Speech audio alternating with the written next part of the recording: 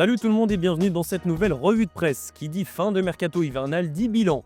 Le Figaro fait le récit de la folle dernière journée. Comme toujours, on a eu beaucoup de mouvements de dernière minute, notamment en Ligue 1 où le Stade Rennais a tout simplement bouclé la plus grosse vente de son histoire. Comme nous vous l'avions révélé en exclusivité, Jérémy Jacquet s'est engagé avec Liverpool pour 72 millions d'euros. Le très prometteur défenseur français rejoindra les Reds cet été. Il va pour le moment finir la saison avec Rennes. Il en a d'ailleurs profité pour glisser un premier message après sa signature à Liverpool. Je suis honoré de signer à Liverpool, l'une des plus grandes institutions de football au monde. C'était aussi très important pour moi de bien conclure mon aventure en rouge et noir dans mon club formateur, mon club de cœur. J'aborde cette seconde partie de saison avec la volonté de vivre de belles émotions avec mes coéquipiers et le public, a lâché Jérémy Jacquet. Du côté de l'OM, c'est une fin de chantier au milieu de terrain. Marseille a l'habitude d'être hyperactif sur le mercato, et une fois n'est pas coutume, l'OM a encore multiplié les mouvements, notamment au milieu. Avec Timber, Abdelli et Nadi, l'OM a changé tout son milieu de terrain. Dans le sens des départs, Mato Railé a vu son prêt se stopper au bout de 6 mois et Daryl Bakola a rejoint Sassuolo dans le cadre d'un transfert définitif. Beaucoup de changements qui doivent permettre à Roberto De Zerbi d'enfin trouver une complémentarité dans l'entrejeu, un secteur qui était le point fort la saison dernière. Chez le rival lyonnais, beaucoup moins de mouvements, on a simplement fait progresser l'effectif sans le chambouler. Hendrick est arrivé en prêt du Real Madrid pour 6 mois. Noah Narté, le jeune espoir danois, lui a déjà réussi ses débuts avec un but inscrit contre le LOSC dimanche dernier. Et hier, Lyon a officialisé Roman Yaremchuk qui arrive de l'Olympiakos, ainsi que le jeune Noam Camara prêté avec obligation d'achat par le PSG. Un mercato malin qui doit permettre à l'OL de jouer le podium en Ligue 1 et pourquoi pas la victoire finale en Coupe de France et en Ligue Europa. Lui n'est pas revenu à Lyon mais il a tout de même changé de club. Karim Benzema a vu le feuilleton sur sa situation prendre fin hier. Il a signé pour 6 mois à Al Hilal. Un transfert qui a mis du temps à se mettre en place, notamment en raison du coup de gueule de Cristiano Ronaldo sur la gestion du PIF, le fonds d'investissement saoudien. L'un des amis de Karim Benzema a mis une story une fois le transfert du 9 bouclé. On ne sait pas si c'est un message caché, en tout cas beaucoup peuvent l'interpréter comme ça. Allez, retour sur les terrains et dans le volcan marseillais qui accueille ce soir le match le plus important de la saison de l'OM. Marseille affronte le Stade Rennais en 8e de finale de Coupe de France. Une rencontre capitale pour la saison de l'OM qui a pris un tournant quasi dramatique la semaine dernière avec l'élimination en Ligue des Champions et le match nul sur la pelouse du Paris FC. Le journal L'Équipe remet du contexte sur cette OM Rennes avec un petit retour sur le match aller en Ligue 1. Marseille avait affronté les Bretons lors de la première journée de championnat. Les Olympiens s'étaient inclinés 1-0 avant que la situation ne dégénère dans le vestiaire. Bagarre entre Adrien Rabiot et Jonathan Rowe, les deux joueurs finalement vendus en fin de mercato, une équipe touchée, un effectif bousculé. Bref, l'OM avait vécu l'enfer. Une fois de plus, Marseille affronte Rennes dans un contexte délicat.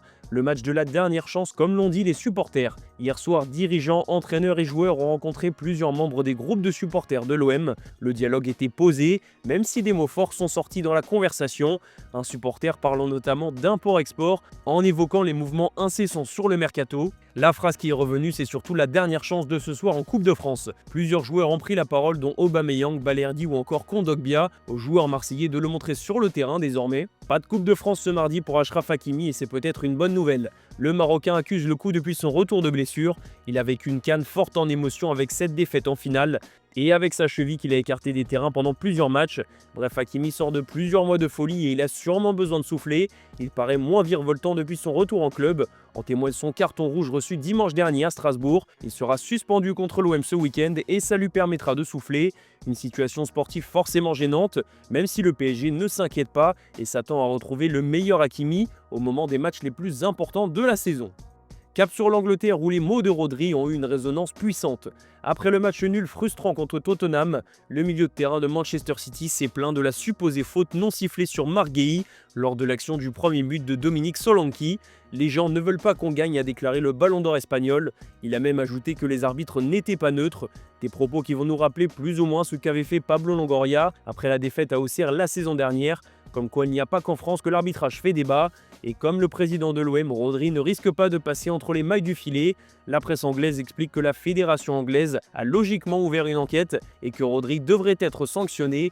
Il faudra maintenant attendre la sentence pour Rodri, mais ça sera forcément un coup dur pour Pep Guardiola qui ne croule pas sous les solutions vu le nombre de blessures. Un mot sur la League Cup, ce soir Chelsea se déplace sur la pelouse d'Arsenal pour la demi-finale retour. Les Gunners s'étaient imposés 3-2 à l'aller, mais Chelsea croit à un exploit sur la pelouse du rival.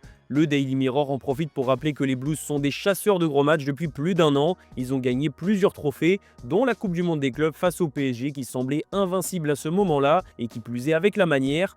Liam Rosenior lui a réussi ses débuts avec Chelsea. Il faudra confirmer ce soir face au leader de la Première Ligue et il en a profité pour mettre la pression sur Arsenal en conférence de presse. Players are showing me that. The players are showing me that they're engaged. The players who are so important and frustrated not to start games are all coming on and having an impact. The reality is Arsenal are favourites for the tie. They're a goal up and they're at home, so they'll expect to go through.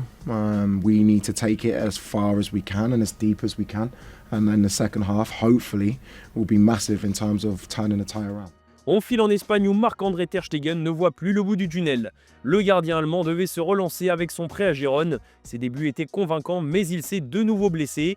Un pépin physique qui devrait l'éloigner des terrains pendant au moins 2 mois, à tel point qu'un retour au Barça en pleine saison a été évoqué. Finalement, Ter Stegen va bien rester à Gérone, mais le club catalan cherche un nouveau gardien pour pallier son absence. On évoque le nom de Ruben Blanco qui vient juste de quitter l'OM.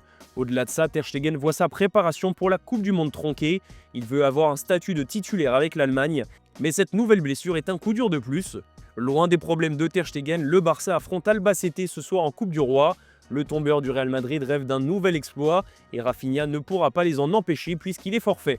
Le Brésilien ne jouera pas par précaution, il devrait être absent une petite semaine. Hier soir, c'est Joan Laporta qui a encore une fois parlé de l'avenir d'Hansi Flick et le président du Barça a été très clair, il peut continuer tant qu'il veut rester. Barcelone a trouvé son bonheur avec le technicien allemand, maintenant on verra si Flick se voit sur la durée en Catalogne. En tout cas, sa deuxième saison se passe bien pour le moment. Et au passage, Laporta a été interrogé en vitesse sur le pénalty provoqué et transformé par Kylian Mbappé dimanche dernier contre le Rayo Vallecano. Réponse plus que moqueuse du président barcelonais qui a simplement dit plongeons en mimant le geste. Allez, on va finir cette revue de presse chez nos voisins italiens. C'est un Milan à vide qui vient de boucler ce mercato hivernal comme le titre le Corriere dello Sport. Jean-Philippe Mateta était attendu pour être le nouveau buteur du club milanais. Finalement, le transfert a capoté en raison d'une visite médicale non concluante et d'un genou qui pose question. Un gros coup dur pour Mateta qui a été l'une des attractions de ce mercato.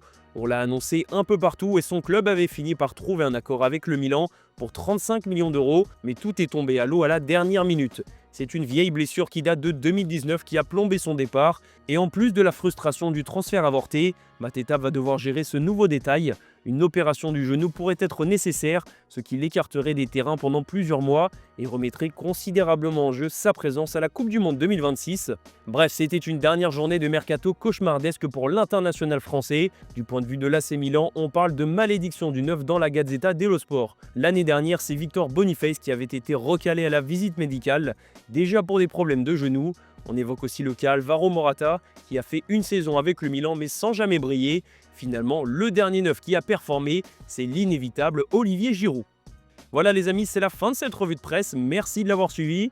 Et comme toujours, on se donne rendez-vous cet après-midi pour le JT Foot Mercato.